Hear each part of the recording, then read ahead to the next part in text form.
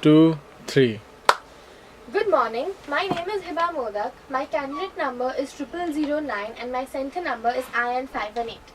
Today I'm going to be talking about industrial pollution and whether industrial pollution has a negative effect on the environment and whether the 21st century is going to mark a collapse of the industrial revolution.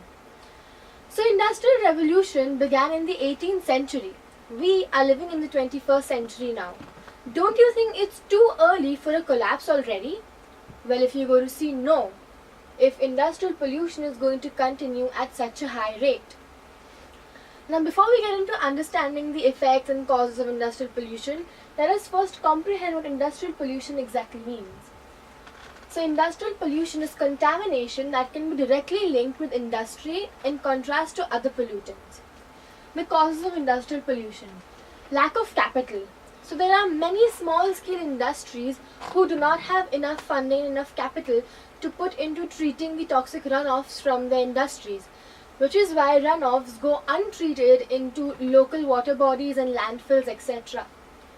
Unplanned industrial growth. So industrial growth is very important for the economy of any country, but that should not be done at the cost of the degradation of the environment.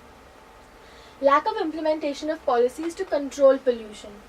So nations do have many policies in place to control pollution, but it's just that industrialists don't follow them.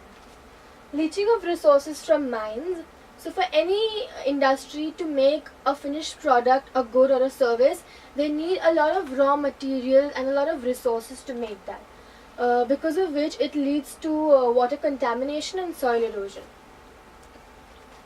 A few more self-explanatory causes of industrial pollution are presence of a large number of small-scale industries, use of outdated technologies, inefficient waste disposal, and greenhouse gas emissions. The effects of industrial pollution. Industrial pollution has many long-term and short-term effects on the environment and the health of the people. So first, because of activities such as deforestation, mining, etc., it leads to the erosion of soil.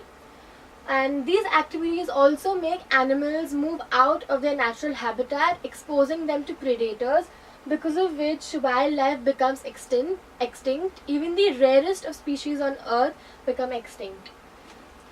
Global warming and human health. So industries emit a lot of harmful gases like carbon dioxide, sulfur dioxide and methane, etc. Because of which the core temperature of the earth increases, leading to global warming, and this has drastic effects on human health too. Other common effects include the harm that industrial pollution does to structures, buildings, etc.